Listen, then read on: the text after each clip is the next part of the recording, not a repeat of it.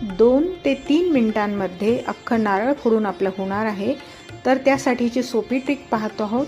ह्या ज्या रेषा दिसत आहेत ह्या रेषा आपण बघून घ्यायच्या सोललेल्या नारळावरच्या, आणि या सोललेल्या नारळावरच आपल्याला या रेषांवर थोडा थोडा करत घाव घालायचा आहे। तुम्ही त्यासाठी छन्नी, हातोडा, बत्ता काहीही घेऊ शकता। अगदी हातावरच्या हातावर तुमचं नारळ हे फोडून होणार आहे।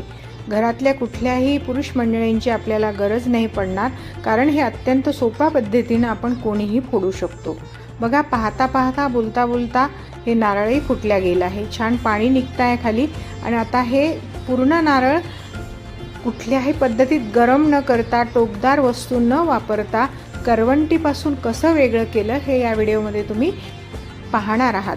शेवटपर्यंत व्हिडिओ पहा, म्हणजे तुम्हाला पूर्ण ती ट्रिक लक्षात येईल। आता बघा, हा जो पार्ट आहे हा एक पार्ट करत मी हा वेगळा करते। आता बघा, थोडासा जोर लावला की हे भाग वेगळे होत आहेत आणि त्यासोबत करवंटी देखील वेगळी होते आहे। ही करवंटी वेगळी काढली आपण, हा भाग खोबऱ्याचा बाजूला काढून घेऊया